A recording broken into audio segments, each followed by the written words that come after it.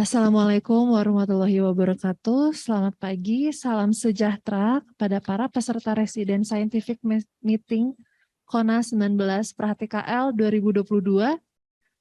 Izinkan saya memperkenalkan diri, saya Yolanda sebagai MC dan atas nama panitia kami mengucapkan selamat datang kepada para penguji yang terhormat Dr. Idewa Gede Arta, spesialis THT-KL Konsultan, Dr. Diarmia Ardani, spesialis THT-KL Konsultan, dan Dr. Novialdi, spesialis THT-KL Konsultan.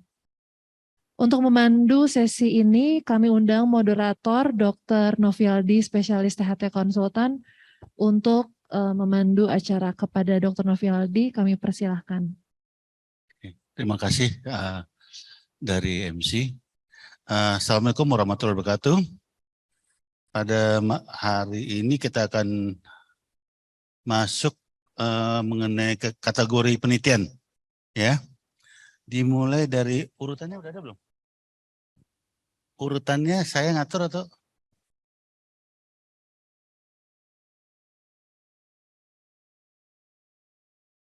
Urutannya ini. Oh ya, aduh. Oke. Oke.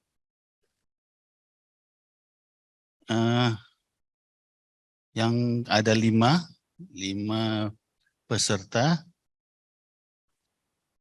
Yang presentasi pertama adalah ke Dr. Khalif dari bentar ya.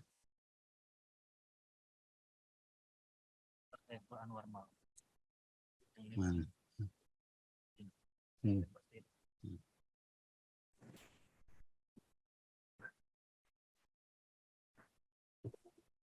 Oke, maaf ada sedikit teknis. Oke, ada 5 presentan akan tampil dari pertama Dokter Rumah Sakit Saiful Anwar Malang. Silakan 7 menit untuk Dokter Khalif presentasi.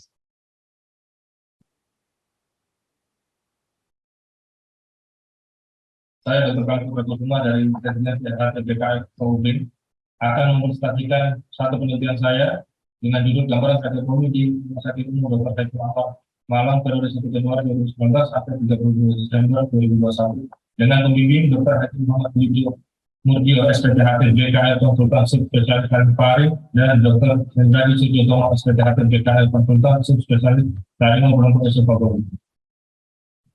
Dengan latar belakang, sumbatan jalan nafas merupakan suatu keadaan yang sangat semacam jiwa dan memerlukan penanganan yang tepat, di mana tracheotomi merupakan tindakan pembedahan yang sering dilakukan untuk mempertahankan jalan nafas.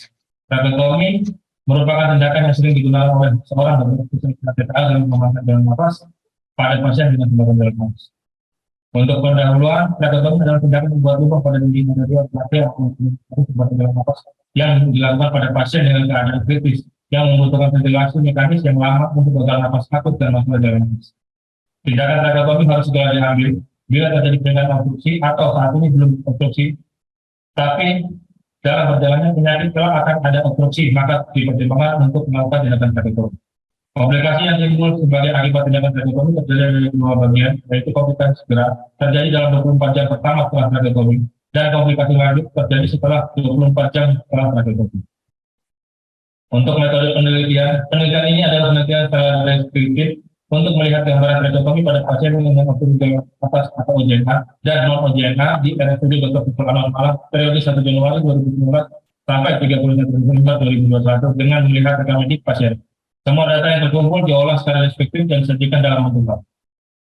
Untuk variabel yang diteliti adalah jenis kelamin, usia, cara datang atau awal masuk rumah sakit, status derajat sumbatan jalan nafas atas sesuai dengan kriteria Jackson, etiologi yang mendasari, waktu pelaksanaan tracheotomi, komplikasi durasi dan pasca tindakan tracheotomi serta lama perawatan. Untuk satu penelitian berjumlah 64 pasien dengan karakteristik 53 pasien atau sebesar 82,9% laki-laki dan 11 pasien atau sebesar 17,19% merupakan pasien wanita. Dengan rata usia sampel penelitian adalah 54,81 kurang lebih 16,10 tahun. Karakteristik pasien dengan usia rentang 0 sampai 19 tahun sebanyak 4 pasien atau sebesar 6,25% dan 60 pasien atau sebesar 63,75% berusia lebih dari 19 tahun. Untuk alur masuk rumah sakit didapatkan 39 pasien atau sebesar 60,94% rawat inap melalui poliklinik, 21 pasien atau sebesar 32,81% melalui instalasi gawat darurat atau IGD, dan 4 pasien atau sebesar 6,25% merupakan pasien konsultasi medis dari departemen lain. Untuk etiologi dilakukannya tracheotomi didapatkan 61 pasien atau sebesar 79,89% dengan keganasan, 7 pasien atau sebesar 10,94% dengan trauma, 5 pasien atau sebesar 7,81% dengan infeksi, dan 1 pasien atau sebesar 1,56% dengan penyebab neurogenik. Untuk lama perawatan pasien dengan status tracheotomi secara umum adalah 3,98 kurang lebih 0,6%. Berikut merupakan tabel 1, di mana karakteristik data pasien dengan status tracheotomi, di mana tabel tersebut merupakan didapatkan data pada pasien kurang dari 19 tahun tidak didapatkan data yang dilakukan tracheotomi dengan ujian A, sedangkan tanpa ujian A yaitu 4 orang, dan pada pasien di atas 19 tahun dengan status ujian A pada usia rata-rata 52,45 tahun. Berdasarkan hasil etiologi pasien dengan tracheotomi dengan ujian A sebanyak dari keganasan yaitu 31 orang atau sebesar 60,78%. Dengan trauma 6 orang atau sebesar 85,71%, infeksi 4 orang sebesar 80%, dan pada pasien dengan status ujian A terbanyak pada kriteria Dixon 1 dengan keganasan yaitu sebesar 40%. Sedangkan kriteria Dixon 2 sebesar 20%, dan kriteria Dixon 3 juga 20%, sedangkan pada pasien ujian A dengan kriteria Dixon 4 yaitu 5%. Dengan masa perawatan pasien dengan non-ujian A sebesar 3,91 hari, dan rata pasien dengan status ujian A kriteria 3 dan 4 terlama masa perawatan sudah 5 hari. Dari hasil penelitian ini, pada pasien tracheotomi tanpa ujian A tidak didapatkan komplikasi berupa pneumotorak, sedangkan emfisema subkutis didapatkan pada 3 pasien. Pada pasien dengan tracheotomi dengan status ujian A kriteria 1 didapatkan hasil emfisema subkutis 1, pneumotorak tidak ada, kriteria 2 terdapat 2 orang sebesar 29,57%, pneumotorak 2 orang atau sebesar 29,57%, kriteria 3 emfisema subkutis 2 orang sebesar 50%, pneumotorak 1 orang sebesar 20%, dan pada kriteria 4 dari hasil pengolahan data tidak didapatkan komplikasi. Dari hasil didapatkan pasien yang mengalami komplikasi pasca tracheotomi terbanyak pada pasien ujian A dengan kriteria 2 dan 3. Berikut tabel 2, di mana tabel 2 ini merupakan tabel faktor risiko komplikasi pada pasien. Dari data riwayat tracheotomi tidak didapatkan komplikasi berganti operasi, namun sebanyak 9 pasien atau sebesar 12,06% didapatkan komplikasi secara pasca tracheotomi yang dilakukan tindakan pada jam kerja berjumlah 3 pasien dan jam jaga berjumlah 6 pasien. Komplikasi pasca tracheotomi yang didapatkan adalah emfisema subkutis berjumlah 6 pasien dan 3 pasien dengan pneumotorak. Pembahasannya, pada penelitian ini dapat mengungkap pasien yang dilakukan tracheotomi dengan dan tanpa obstruksi saluran nafas yang terbanyak dilakukan pada pasien dengan jenis kelamin laki-laki pada usia dewasa yaitu lebih dari 19 tahun yang dilakukan tracheotomi terbanyak melalui poliklinik. Komplikasi pasca operasi berupa emfisema subkutis pada pasien yang dilakukan tracheotomi dengan obstruksi nafas atas sesuai dengan kriteria Dixon 2 dan 3, serta tracheotomi terbanyak pada pasien yang keganasan tanpa status obstruksi jalan nafas atas yang dinilai akan berpotensi akan mengganggu jalan nafas atas sehingga pasien direncanakan untuk dilakukan tracheotomi dengan indikasi pengamanan jalan nafas. Untuk kesimpulan, pada penelitian gambaran tracheotomi RSUD Dr. Saiful Anwar Malang 1 Januari 2019 sampai 30 Desember 2020 dapatkan pasien laki-laki dewasa dengan keganasan pada saluran nafas atas lebih banyak dilakukan tracheotomi. Emfisema subkutis merupakan komplikasi terbanyak yang didapatkan pada tracheotomi dengan kriteria Dixon 2 dan 3. Demikian presentasi yang dapat saya sampaikan. Terima kasih. Oke, makasih Dokter Khalif. Mungkin ada pertanyaan dari tim penguji. Ada 2 orang.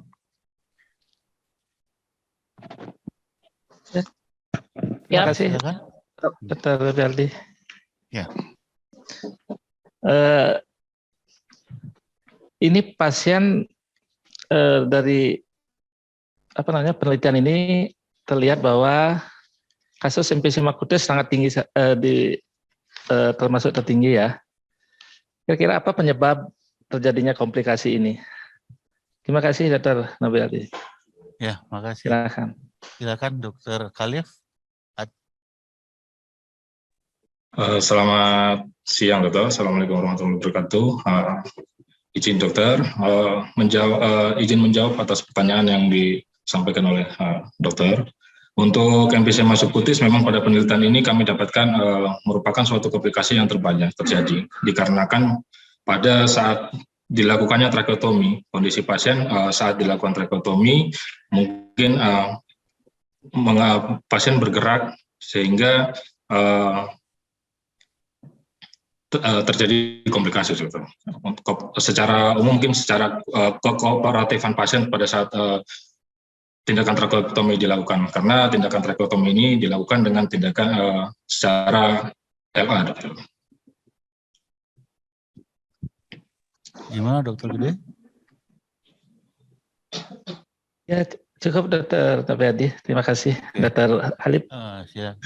Saya dok. Mia? Ya, silakan Dokter Mia. Ya, selamat pagi. Assalamualaikum. Salam. Ya, untuk dokter Halif, apakah tujuan penelitian saudara ini untuk menampilkan karakteristik ini tercapai? Yang kedua, apa maksud saudara dengan faktor resiko? Yang ditampilkan tadi faktor resikonya kalau nggak salah ada berapa ya? Ada 4 ya. Oke, apakah faktor resiko dalam karakteristik saudara itu memang betul-betul faktor resiko? Apakah saudara sudah mengujinya atau belum? Terima kasih. Terima kasih dokter, terima kasih atas pertanyaannya. Terkait dengan izin untuk pertanyaan untuk faktor risiko terhadap pertanyaan kedua tadi terhadap tindakan trakeotomi yang terjadi, untuk pengujian secara klinis faktor risiko mungkin belum saya lakukan dokter untuk penelitian terkait faktor risiko untuk terjadinya komplikasi pada penelitian saya dokter. Namun memang secara opteknya dokter terkait dengan faktor risiko tadi yang terutama pada faktor risiko kriteria Jackson dokter, di mana kriteria Jackson 2 dan 3 ini memang memiliki faktor risiko yang tinggi dokter. Pada Jackson 2 dan 3 dikarenakan mungkin tindakan kondisi pada saat Jackson 2 dan 3 ini lebih tinggi, lebih tidak kooperatif sehingga akan menimbulkan beberapa komplikasi yang akan terjadi dokter. Izin untuk pertanyaan kedua dari saya dokter. Kemudian ngapunten dokter, untuk pertanyaan 1 tadi dokter, izin. Tujuan, apakah tercapai dari penelitian saudara? Tujuan untuk meneliti karakteristik ini. Untuk izin dokter, izin menjawab untuk tujuan karakteristiknya sendiri memang dari saya pribadi dokter, dari saya selaku peneliti memang untuk tujuannya masih belum bisa tercapai dokter, dikarenakan mungkin data yang saya butuhkan, data yang saya gunakan pada saat penelitian ini hanya beberapa saja dokter, termasuk variabel yang saya gunakan ini masih kurang dokter, sehingga untuk ke depannya untuk kesempurnaan karakteristik ini mungkin masih perlu dilanjutkan kembali dokter. Izin mungkin dari saya seperti itu dokter. Oke, Dokter Mia, waktunya udah habis. Saya rasa cukup untuk Dokter Khalif. Ya, kita makasih Dokter Khalif.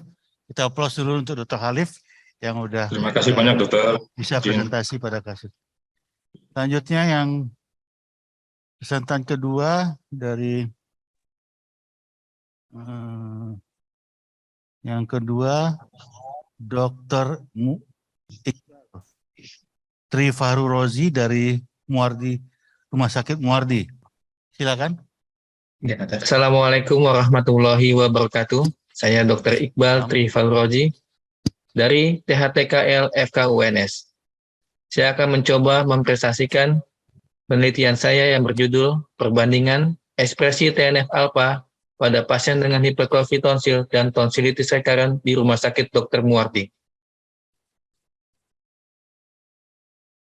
Untuk pendahuluan, tonsilitis recurrent dan hipertrofi tonsil adalah dua bentuk penyakit tonsil yang berbeda, dan keduanya dapat menyebabkan gejala seperti pernapasan melalui mulut, bendengkur, dyspnea, apnea, dan disfagia. Selama penyakit radang, autoimun, dan virus, sel B mendukung respon imunologis. Telah ditunjukkan bahwa sel B dapat ada sebagai berbagai subset yang mengsekresi sitokin yang memiliki sifat pro atau antiinflamasi. Proinflamasi sitokin tumor nekrosis faktor alfa atau TNF-alpha misalnya telah lama diakui sebagai faktor proliferasi sel B autocrine yang diperlukan.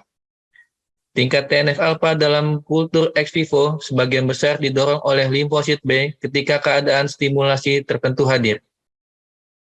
Untuk objektif, tujuan dari penelitian ini adalah untuk mengetahui bagaimana hipertrofi tonsil dan tonsilitis recurrent berhubungan dengan ekspresi TNF-alpha. Metode penelitian. Untuk kriteria inklusi, pasien dengan tonsilitis recurrent dan hipertrofi tonsil. Pasien yang telah menjalani prosedur tonsilektomi tanpa sayatan drainase sebelumnya atau aspirasi jarum halus. Pasien bersedia menjadi subjek penelitian dan menandatangani persetujuan yang diinformasikan. Untuk kriteria eksklusi, pasien yang telah menjalani prosedur tonsilektomi sebelumnya pada tonsil yang sama. Pasien yang menerima steroid atau terapi imunosupresan lainnya. Pasien yang menderita penyakit kronis parah, pasien dengan temuan diagnostik lain pada tonsil selain tonsilitis recurrent dan hipertrofi tonsil selama periode penelitian. Desain study yaitu dengan pendekatan cross-seksional dan untuk definisi tonsilitis recurrent yaitu tonsilitis yang kambuh sebagai dengan gejala 7 kali infeksi tenggorokan dalam 1 tahun atau 5 kali infeksi dalam 2 tahun atau 3 kali infeksi dalam 3 tahun dan sudah mendapat terapi yang adekuat. Hipertrofi tonsil yaitu pembesaran tonsil tanpa komplikasi dengan peradangan. Kemudian pasien dilakukan tonsilektomi dan pewarnaan imunohistokimia pada sampel jaringan tonsil, yaitu pada 8 pasien dengan recurrent tonsilitis dan 8 pasien dengan hipertrofi tonsil. Untuk variabel independen, yaitu sitokin TNF-alpha, dan variabel dependent, yaitu recurrent tonsilitis.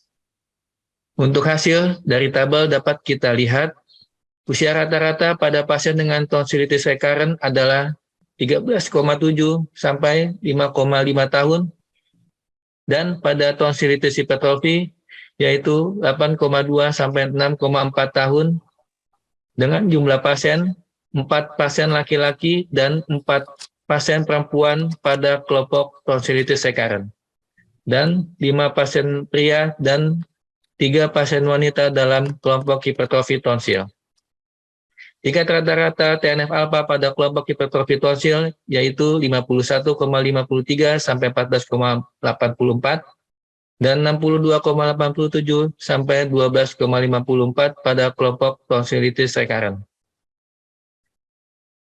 Tidak ada perbedaan yang signifikan secara statistik berdasarkan uji T-independen dan uji chi-square terhadap variabel umur dan jenis kelamin. Dan terdapat perbedaan yang signifikan secara statistik antara TNF-alpha pada recurrent tonsilitis dan tonsilitis hipertrofi, dengan tonsilitis recurrent lebih tinggi dibandingkan tonsilitis hipertrofi. Untuk diskusi, menurut Mikola dan kawan-kawan, reaksi imunologis dalam tonsil dapat menyebabkan hipertrofi dan infeksi berulang. Tonsilitis recurrent adalah peradangan persisten akibat tonsilitis akut atau infeksi subklinis. Tonsilitis recurrent adalah diagnosis klinis yang bergantung pada riwayat tonsilitis dan sakit tenggorokan yang kambuh. Menurut Sarmiento dan kawan-kawan, penyebab hipertrofi tonsil dan efek pada komposisi sel kekebalan tonsilitis recurrent belum sepenuhnya jelas. Menurut Sarmiento dan kawan-kawan, pengobatan untuk penyakit tonsil dilakukan dengan pemberian antibiotik atau tonsilektomi. Menurut Mikola dan kawan-kawan, sejalan dengan penelitian sebelumnya, kami menemukan bahwa anak-anak yang lebih kecil lebih mungkin mengalami penyumbatan akibat hipertrofi. Sementara untuk orang dewasa lebih mungkin mengalami tonsilitis berulang. Untuk kesimpulan, pasien dengan tonsilitis recurrent menunjukkan tingkat plasma TNF-alpha yang lebih tinggi jika dibandingkan dengan kelompok hipertrofi tonsil. Saran, profil sitokin jaringan tonsil dalam kelompok yang berbeda dapat diselidiki dalam seri yang lebih besar untuk memperjelas mekanisme peradangan. Terima kasih. Sekian presentasi dari saya. Wassalamualaikum warahmatullahi wabarakatuh. Waalaikumsalam warahmatullahi. Oke, Dokter Iqbal. Saya mau tanya, bagaimana membedakan antara tonsil hipertrofi dengan recurrent tonsilitis pada kasus ini? Ya, terima kasih dokter atas pertanyaannya. Berdasarkan umur dari penelitian Anda bagaimana? Izin dokter untuk menjawab. Izin untuk dari pemeriksaan itu kita dari gejala klinis anamnesisnya itu adanya kriteria kalau untuk yang recurrent itu yang serangan nyeri menelan 7 kali dalam 1 tahun, 5 kali dalam 2 tahun, atau 3 kali dalam 3 tahun berturut-turut setelah mendapat pengobatan adekuat. Dan pada untuk pemeriksaan fisik dari hipertrofi tonsil itu tidak ada pelebaran kripta dokter. Untuk yang recurrent itu terjadinya pelebaran kripta dokter. Oke, ada pertanyaan yang lain dari Dokter Gede atau Dokter Mia? Saya dok. Halo, bisa dengar? Ya, silakan Dokter Mia. Ya, untuk sekalian dua sampelnya itu apakah homogen atau tidak? Kemudian apakah tujuan tercapai? Ya, silakan Dokter Iqbal. Ya, izin untuk menjawab dokter. Untuk pasien ini didapat untuk pasien untuk yang dibandingkan, jadi sampelnya berbeda dokter. Jadi pasiennya ada yang hipertrofi dan yang tonsilitis recurrent, kemudian pasien dilakukan tonsilektomi, kemudian pasien di PA dokter, kemudian kita nilai ukur TNF alpha-nya dokter. Ya, maksud saya apakah perbandingan randomisasi antara dua sampel yang berbeda itu sama? Jadi itu ujinya itu loh. Izin ujinya sama dokter, dilakukan di pemaknaan IHC, kemudian diukur TNF alpha-nya dokter. Ya sudah, nggak paham berarti. Yo. Terima kasih dok. Oke, Dokter Mia, masih ada waktu, Dokter Gede, silakan. Ya, terima kasih Dokter Gede. Ini kan di recurrent alpanya meningkat ya. Apa yang membuat klinis yang ditingkat untuk di klinis nanti gimana? Silakan. Tasku kari mbak. Neng dulu. Izin dokter untuk coba menjawab. Untuk yang recurrent ini Tasku. Dokter. Enggak dok. Ya silakan. Silakan.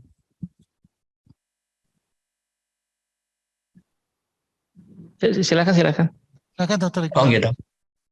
Oke. Nah, izin untuk yang recurrent ini untuk uji awal dokter, nanti kita akan kembangkan untuk penelitian selanjutnya dengan pemberian trial dokter untuk pemberian vitamin C dokter. Jadi untuk kedepannya apakah pada recurrent kita untuk memberikan vitamin C, apakah pada dengan recurrent tonsilitis itu peningkatan TNF alpha-nya setelah pemberian vitamin C yang salah satunya sebagai antioksidan antiinflamasi, apakah terjadi penurunan TNF alpha yang berarti pada recurrent tonsilitis dokter. Gimana Dokter Gede? Cukup? Suara Dokter Gede belum ada. Ya, terima kasih sudah. Oke. Pas waktunya habis. Makasih Dokter Iqbal. Kita applause dulu untuk Dokter Iqbal. Selanjutnya yang ketiga adalah Dokter Retno Arun Winastuti dari mana itu? Silakan Dokter Arun. Dari mana nih? Selamat siang kepada Profesor, Dokter, dan rekan-rekan PPDS. Saya Retno Arun Winastuti dari Universitas Padjadjaran akan mempresentasikan penelitian saya yang berjudul Alih Bahasa Indonesia dan Uji Validitas Reliabilitas Kuesioner MBD-MBS sebagai metode screening pasien mood breathing. Bernafas merupakan proses keluar masuknya udara dari hidung sampai ke paru-paru. Fungsi fisiologis hidung dapat terganggu karena rintis alergi, pembesaran kelenjar tiroid, hipertrofi adenotonsiler, dan deviasi septum hidung sehingga membentuk sebuah kebiasaan bernafas melalui mulut. Pernafasan mulut atau selanjutnya kita sebut dengan mouth breathing adalah proses keluar masuknya udara melalui mulut tanpa melalui hidung. Mouth breathing banyak terjadi pada anak-anak. Studi di Brazil menjelaskan bahwa 55% dari 370 anak yang diteliti memiliki kebiasaan bernafas melalui mulut. Manifestasi klinis utama dari mouth breathing yaitu tidur dengan mulut terbuka, mendengkur, hidung gatal, meneteskan air liur di atas bantal, masalah tidur malam atau gelisah saat tidur, serta sumbatan hidung. Dampak negatif dari mouth breathing adalah peningkatan jumlah sel darah sehingga memicu hipersensitivity dari paru dan mengurangi volume serta kapasitas paru dan meningkatkan risiko exacerbasi asma. Terganggunya fungsi mulut dalam proses makan dan komunikasi sehingga berdampak pada pertumbuhan anak. Pertumbuhan abnormal dan dari tulang wajah dan gigi serta perubahan bentuk kepala leher merupakan salah satu dampak dari mouth breathing. Salah satu metode untuk screening mouth breathing adalah menggunakan kuesioner. Kuesioner yang digunakan adalah kuesioner MBD atau mouth breathing in daytime dan MBS atau mouth breathing during sleep. Kuesioner ini dibuat oleh Yamaguchi et al. Pada tahun 2015 yang mengandung masing-masing 3 pertanyaan dalam bahasa Inggris sehingga total pertanyaan adalah 6 butir pertanyaan yang dapat menandakan adanya kebiasaan bernafas menggunakan mulut. Hal ini ditandai dengan opsi jawaban yang digaris bawahi. Namun tanda tersebut tidak kami munculkan pada responden. Keuntungan dari menggunakan kuesioner ini adalah pengisian yang cepat dan mudah sehingga dapat diaplikasikan di kehidupan sehari-hari. Namun hingga saat ini belum ada kuesioner mouth breathing dalam bahasa Indonesia. Banyaknya kasus mouth breathing pada anak di Indonesia serta berbagai kemungkinan efek negatif yang dapat ditimbulkan, maka penelitian ini bertujuan untuk menerjemahkan kuesioner MBD-MBS ke dalam bahasa Indonesia, kemudian melakukan uji validitas dan reliabilitas kuesioner tersebut. Penelitian ini merupakan penelitian observasional dengan metode potong lintang. Subjek penelitian adalah 33 orang tua, dalam hal ini ayah, ibu, atau pengasuh dari anak yang berada di daycare atau preschool di Bandung. Pengambilan sampel menggunakan teknik purposive sampling pada bulan Agustus tahun 2022. Data yang diambil adalah tingkat validitas dan reliabilitas dari kuesioner, uji validitas menggunakan formula Spearman Correlation Coefficient, dan uji reliabilitas dengan kuesioner dengan kontak. Kriteria inklusi dari penelitian ini adalah orang tua yang memiliki anak dengan rentan usia 1-6 tahun mampu untuk membaca dan memahami bahasa Indonesia dengan baik. Sedangkan kriteria eksklusi terdiri atas orang tua yang tidak berada di dekat anak pada saat siang hari dan malam hari, serta orang tua dengan gangguan kejiwaan. Alur dari penelitian ini adalah yang pertama meminta izin kepada pembuat kuesioner MBD-MBS yang disampaikan melalui email untuk dialih bahasakan ke dalam bahasa Indonesia. Selanjutnya, kuesioner diterjemahkan dengan bantuan penerjemah yang telah tersertifikasi. Kemudian, kuesioner yang telah diterjemahkan ke dalam bahasa Indonesia dibagikan kepada subjek untuk diisi setelah subjek memberikan kesediaannya. Hasil kuesioner kemudian dilakukan uji validitas dan reliabilitasnya. Dari hasil penelitian didapatkan 31 perempuan dan 2 laki-laki sebagai responden kita.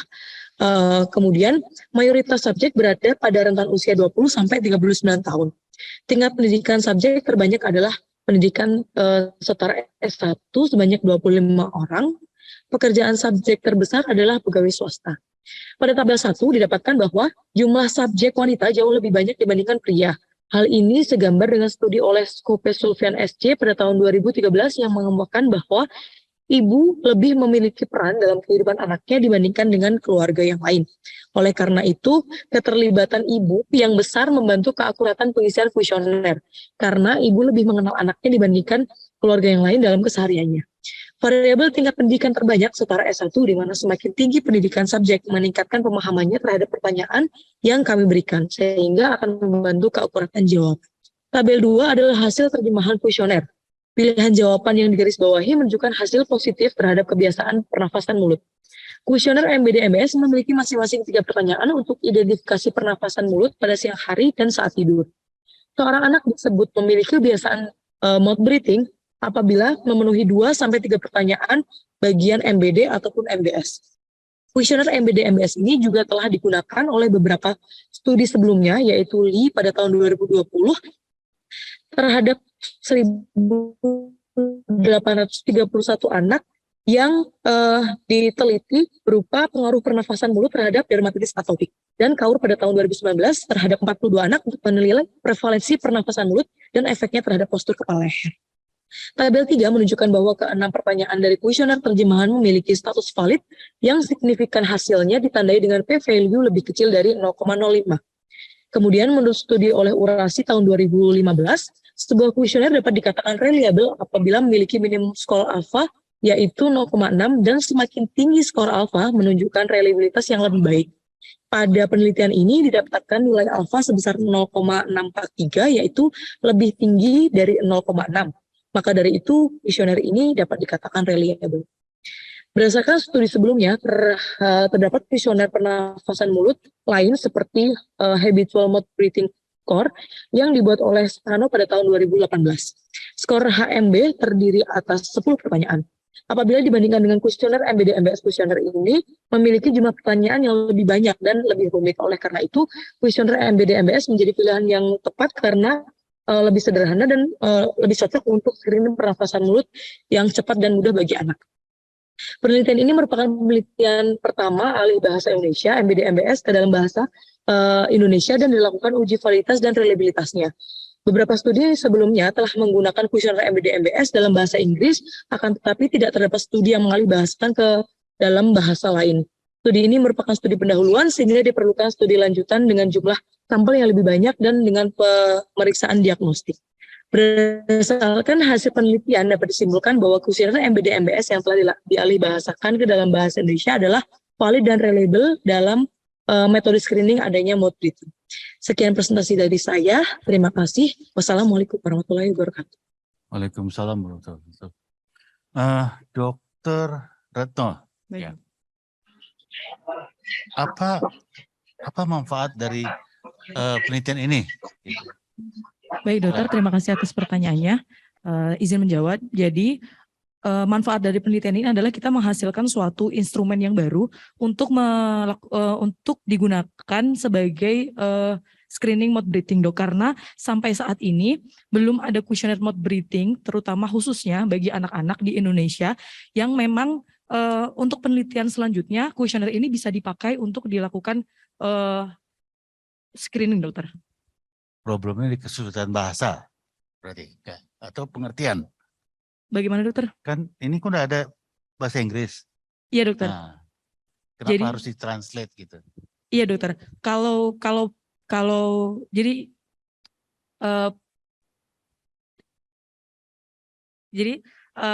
manfaatnya pada saat kuesioner itu sudah ditranslate akan lebih mudah untuk dimengerti tidak hanya oleh dokter, jadi bisa dilakukan oleh perawat atau paramedis atau bidan seperti itu dokter. Karena jika dia itu bahasanya bahasa Inggris mungkin akan lebih sulit dimengerti karena bahasanya itu cenderung bahasa yang spesialistik seperti itu dokter. Oke, ada pertanyaan lagi dari dokter Nia atau dokter Gede? Dokter, saya dokter. Ya, silakan dokter Mia. Ya, menyambung tentang manfaat tadi, setelah kuesioner itu di Indonesia kan, dokter mau bilang bahwa ini akan bisa untuk anak-anak ya. Tadi belum dijawab kendalanya bahasa atau pengertian.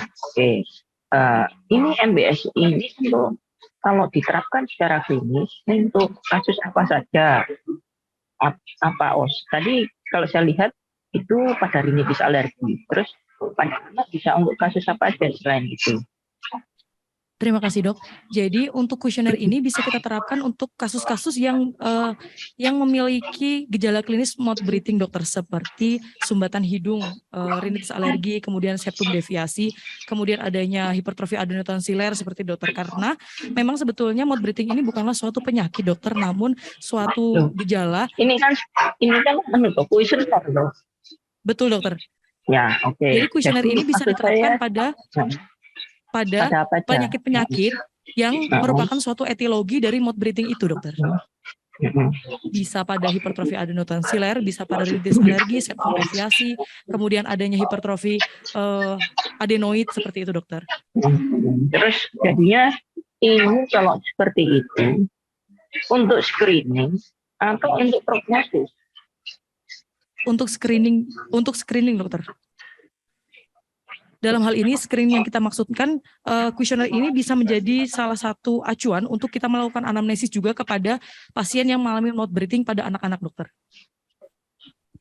Oke, dokter ya. Bukan, ya, terima kasih, dok. Oke, dokter Gede, silakan. Terima kasih, dokter Berarti. Silakan.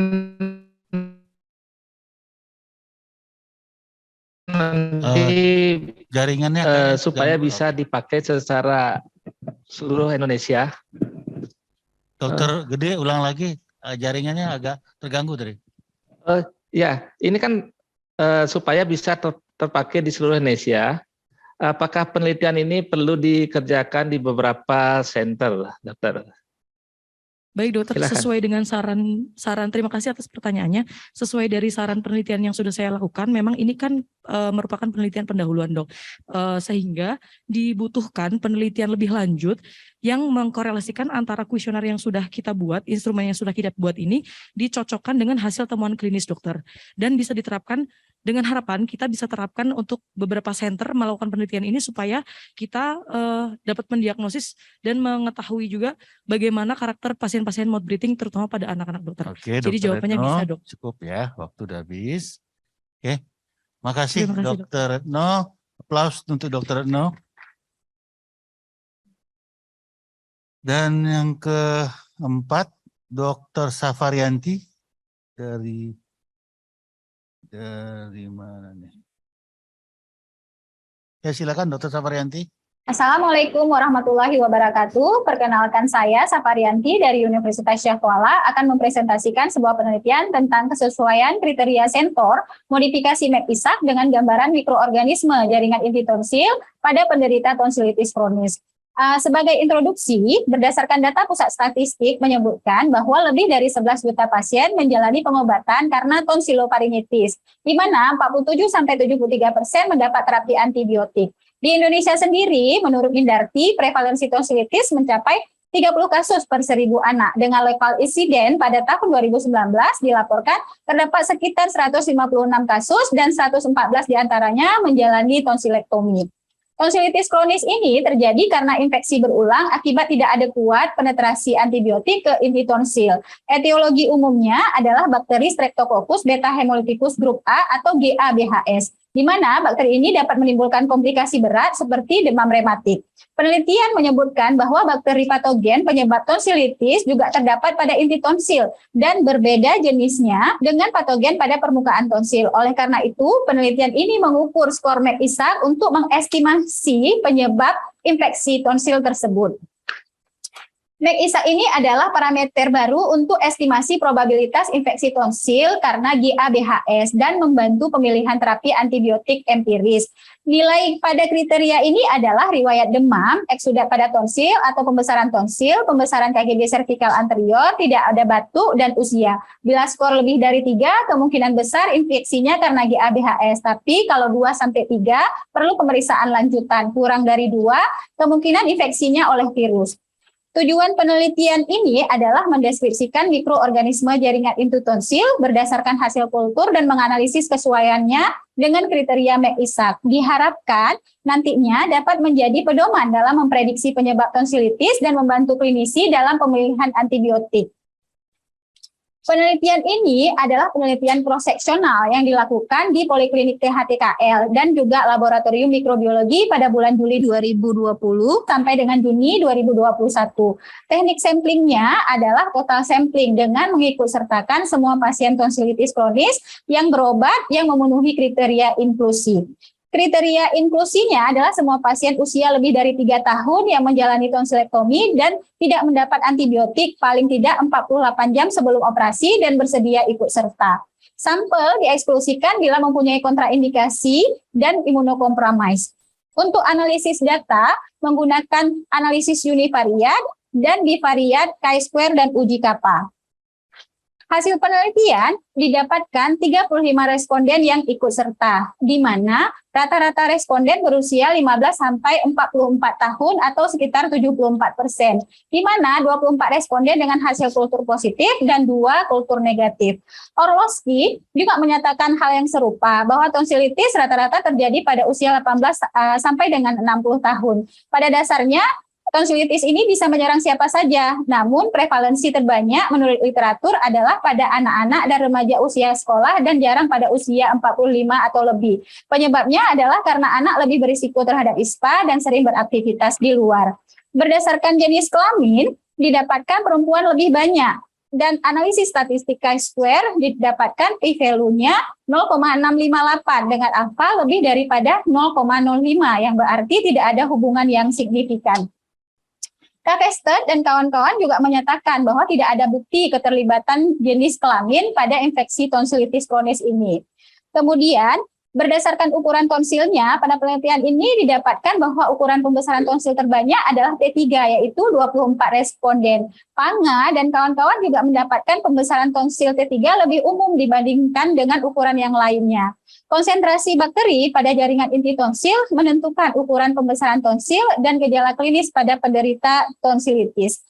Kemudian, untuk jenis mikroorganisme yang ditemukan pada kultur jaringan inti tonsil, dari 35 spesimen, 30 yang tumbuh bakteri, 5 spesimen tidak tumbuh, dan 2 spesimen tumbuh lebih dari 1 jenis patogen. Jenis bakteri gram positif yang terbanyak tumbuh adalah Staphylococcus aureus, dan bakteri gram negatif terbanyak adalah Pseudomonas aeruginosa. Hasil analisis kesesuaian skor McIsaac didapatkan tingkat kesesuaiannya rendah, yaitu 18,1%, di mana hanya 1 responden yang skor McIsaac lebih dari 4 yang tumbuh bakteri GABHS atau Streptococcus pyogenes, dan 7 lainnya bakteri non-GABHS. Pada yang skor kurang dari 4 juga tidak ada bakteri GABHS yang tumbuh. McIsaac sendiri dalam penelitiannya juga pernah melaporkan skor 0, tapi tumbuh bakteri GABHS sebanyak 2,5%. Sedangkan menurut literatur lain, probabilitas infeksi meningkat sejalan dengan peningkatan daripada skornya sendiri. Perbedaan ini kemungkinan karena variasi infeksi GABHS ini dipengaruhi oleh usia, prevalensi lokal, dan variasi daripada musim. Analisis kemanaan diagnostis kriteria McIsaac pada penelitian ini juga memiliki sensitivitas baik, yaitu 100% dan spesifisitas 79% yang sesuai dengan penelitian McIsaac itu sendiri, yaitu sensitivitas lebih tinggi dibandingkan spesifisitas. Tapi berbeda dengan literatur lain yang menemukan spesifisitas lebih tinggi. Variasi ini karena karakteristik demografi dan gejala klinis pasien berbeda-beda.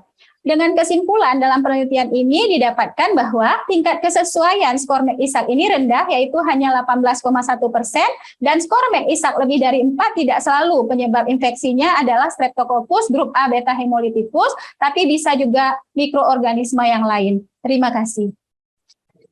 Oke, terima kasih Dr. Safarianti. Dokter, ya, saya mau tanya, kenapa kira-kira tidak cocok ini?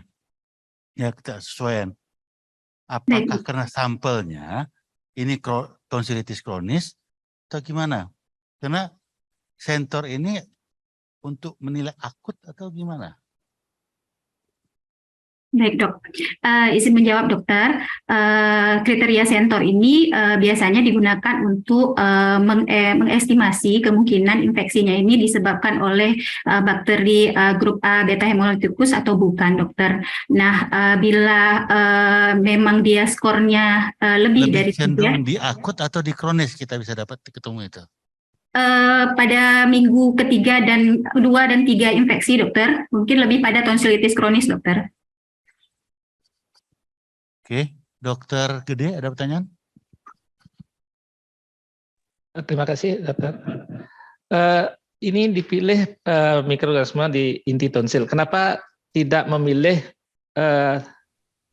permukaan tonsil? Kan biasanya yang kita kerjakan untuk pemeriksaan kultur kan swab permukaan. Kenapa alasannya? Silakan. Baik dokter, izin kita ketahui dok bahwa kalau bakteri dari Streptococcus beta hemolyticus ini dia mempunyai kemampuan untuk membentuk karier dokter, bisa di permukaan juga bisa di inti, dan terkadang pada keadaan imunitas yang rendah karier ini dapat muncul kembali sehingga menimbulkan recurrent infeksi tonsilitisnya ini dokter. Dan kemudian ada referensi juga yang mengatakan bahwa ada perbedaan jenis mikrobakteri yang muncul pada permukaan tonsil dan juga pada inti tonsil dokter. Dan rata-rata rekarensi tonsilitis ini seringnya karena insufisiensi ataupun tidak ada kuatnya penetrasi antibiotik terhadap inti tonsil itu tadi dokter, sehingga muncul kembali rekarensi atau muncul kembali gejala tonsilitisnya, terutama apabila kalau inappropriate antibiotiknya tidak sesuai dokter. Oke, dokter Ide. Ya, terima kasih, cukup. Terima kasih. Oke, dokter Mia. Masih ada waktu dok. Ya, silakan dokter Mia. Oke. Dari penelitian saudara, manfaat yang kan tadi katanya skornya tidak bermanfaat. Suara dokter Mia hilang. Suara dokter Mia nggak jelas. Tes, gimana dok? Udah jelas? Halo, hilang ya dok? Ya, dikerasin dikit lagi. Tadi bagus ya sebelumnya itu. Halo. Ya udah, boleh lah. Ya, untuk pemilihan manfaat saudara skor yang rendah itu, apakah manfaatnya bisa tercapai kalau seperti ini? Yang dimaksud dengan skor rendah, apakah skor McISAC-nya atau tingkat kesesuaian penelitiannya dokter? Yang skor McISAC, skor McISAC.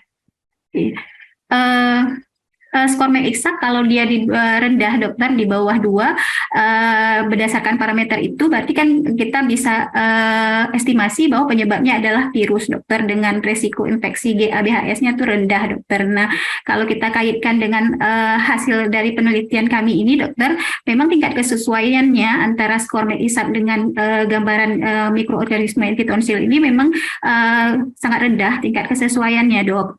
Mungkin karena sampelnya, tapi kalau seandainya kita gunakan dengan sampel yang lebih besar, dengan kemudian dengan sampel yang lebih besar, kita harapkan tujuan ataupun harapan dari penelitian ini bisa kita capai dokter, sehingga kita bisa menggunakan skor Centor ini untuk treatment tonsilitis kronis pada instansi atau ini kita dokter. Oke, dokter Mia, cukup. Oke, makasih. Kita aplaus dulu Dr. Safarianti. Selamat.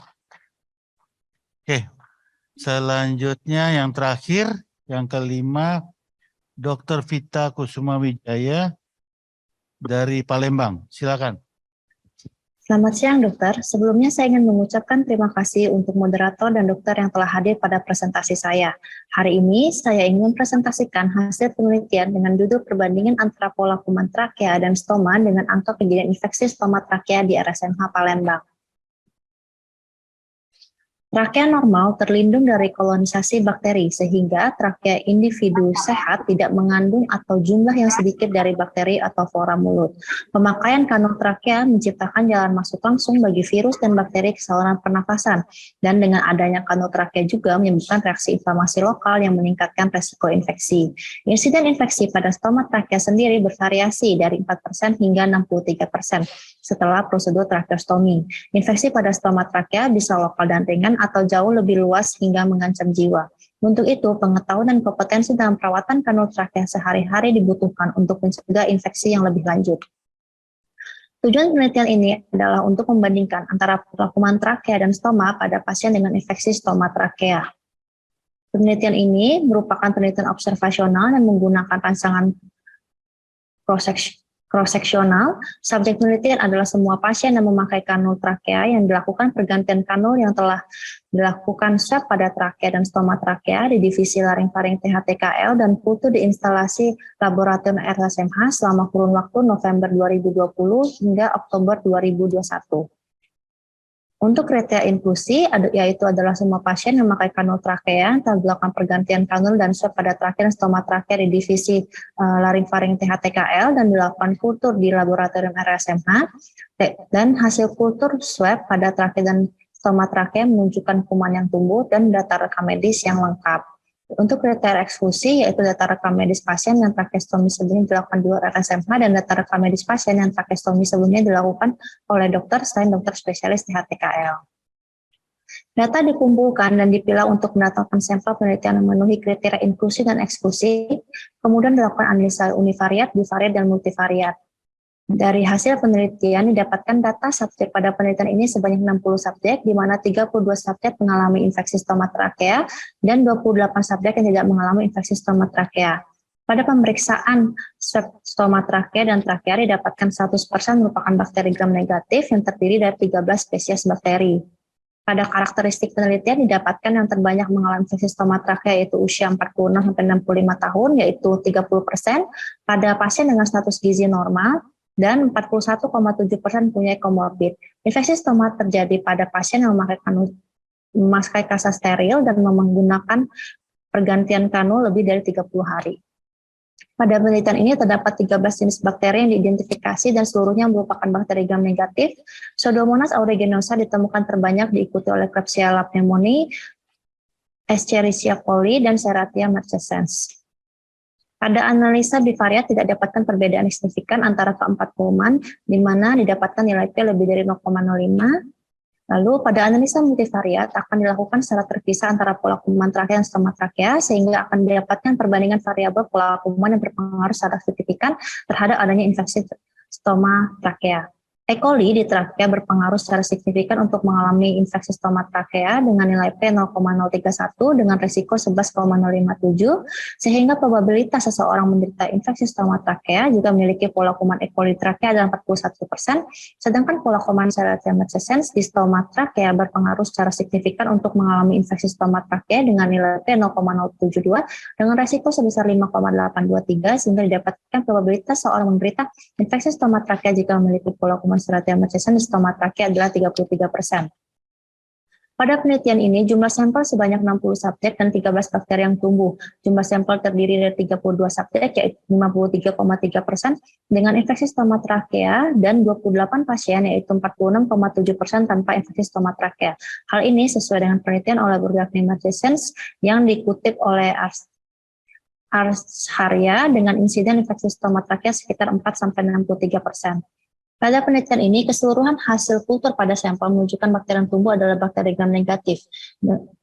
Hal ini dikarenakan frekuensi bakteri gram negatif lebih banyak ditemukan diduga dikarenakan kemampuan bakteri ini untuk membentuk biofilm, serta bakteri gram negatif berkoloni membentuk biofilm lebih banyak di saluran pernafasan atas daripada pernafasan bawah pada pasien dengan kanul trakea.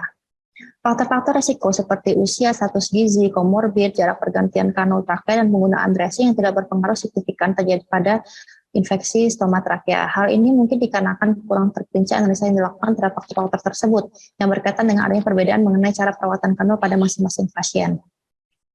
Pada penelitian ini, Pseudomonas aeruginosa yang terbanyak baik pada stoma trakea maupun pada trakea tidak terdapat perbedaan signifikan antar dua kelompok kuman terhadap infeksi stoma trakea. Literatur klasik, terutama pada Lindemann, mengungkapkan Pseudomonas aeruginosa dapat mengikat lebih kuat ke sel trakea sehingga terjadinya cedera mekanis pada permukaan trakea dikarenakan intubasi endotrakeal, kanul trakea, dan suctioner juga dapat membuat tempat pengikatan baru untuk Pseudomonas. Pada penelitian ini didapatkan peluang terjadi infeksi lebih tinggi pada pasien dengan kuman E. coli di trakea yaitu 41% dibandingkan dengan kuman Serratia marcescens di stoma trakea yaitu 33%. Hal ini diduga karena adanya aspirasi sekret ataupun bentukan biofilm yang lebih terikat pada sel trakea. Aspirasi dari sekret orofaringeal, lambung, atau trakea terkontaminasi ke dalam saluran nafas, biasanya steril, dapat menyebabkan resiko terjadinya infeksi. Dari penelitian ini dapat disimpulkan terdapat perbedaan antara pola kuman trakea dan stoma trakea dengan kejadian infeksi stoma trakea. Pola kuman E. coli di trakea berpeluang lebih besar terjadinya infeksi stoma trakea dibandingkan pasien yang memiliki pola kuman Serratia marcescens di stoma trakea. Terima kasih, dokter. Oke, silakan dokter Gede atau dokter Mia dulu. Ya, terima kasih, Dok.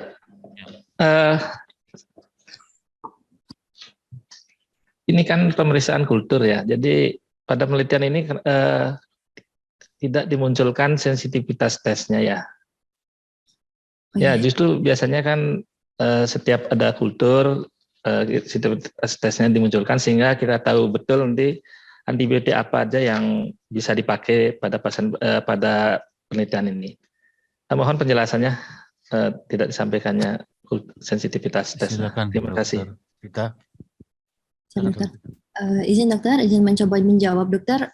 Untuk hasil dari hasil penelitian itu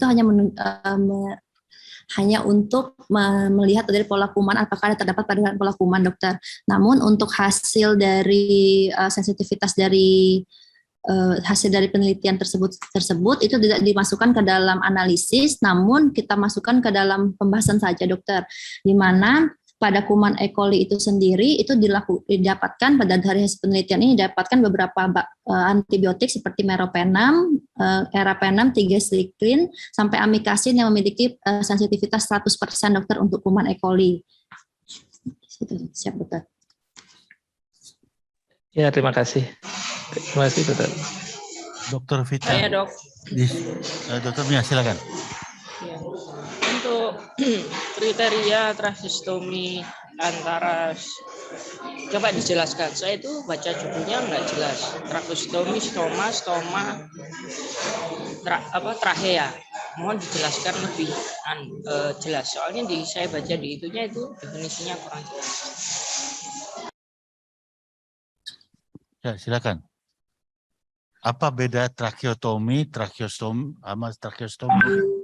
Ada dua istilah yang bisa dipakai. Oh ya. Mohon maaf dokter, untuk yang istilahnya yang dipakai dalam penelitian ini tracheostomi itu yaitu tindakan mengiris atau membuat lubang pada trakea dokter. Sedangkan untuk kenapa kita memakai istilah dari stoma trakeanya itu sendiri dokter, jadi pada penelitian ini dilakukan pengambilan swab itu pada dua tempat dokter, yaitu pada di daerah trakeanya, di dalam intratrakeanya sendiri, di tempat setelah dilakukan tindakan tracheostomi sendiri. Lalu yang kedua itu diambil swabnya itu dokter, itu pada di daerah sekitar pada stoma trakea, pada sekitar stoma trakeanya itu sendiri dokter. Jadi kita ambil pada dua tempat itu untuk pengambilan sampelnya sendiri dokter. Pada di trakea dari intratrakeanya sendiri, dan kedua dilakukan pengambilan sampel pada stoma trakeanya sendiri dokter. Oke, Dokter Mia? Ya itu agak membingungkan saya, soalnya judulnya stoma, pikiran saya itu stoma yang habis TL itu dong. Berarti ini kan apa, orang yang habis tracheostomi gitu ya? Apakah betul itu dokter? Izin dokter, iya dokter. Ya. Ini dilakukan pada pasien-pasien yang memakai tracheostomi, kemudian dilakukan pergantian kanul dokter. Jadi bukan pada pasien setelah tracheostomi langsung dilakukan. Apakah itu ada di anunya saudara? Naskah saudara? Kayaknya saya belum baca itu ya. Oke, terima kasih dok. Oke. Saya rasa cukup. Dokter, masih ada waktu ya? Saya tanya ada satu. Kalau masih ada waktu saya boleh nanya ya.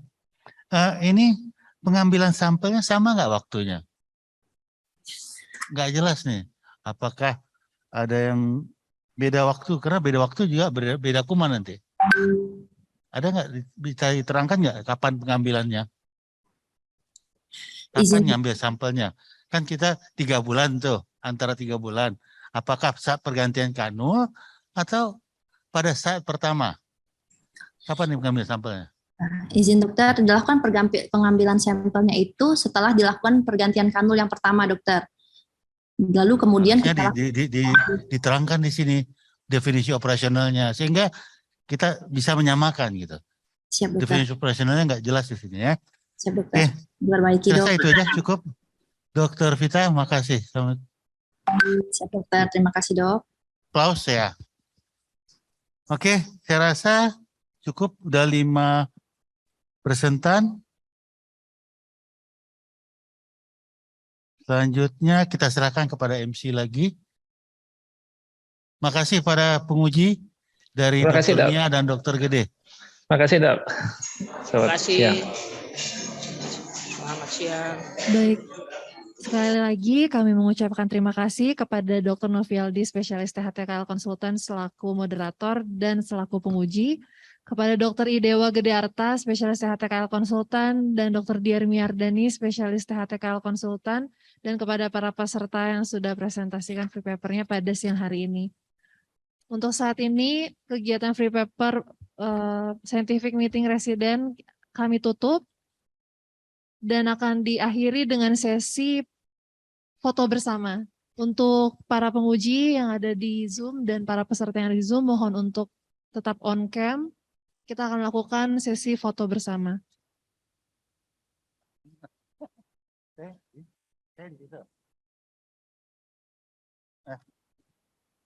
Kepada para penonton yang berada di ruangan ini juga boleh ikut foto bersama.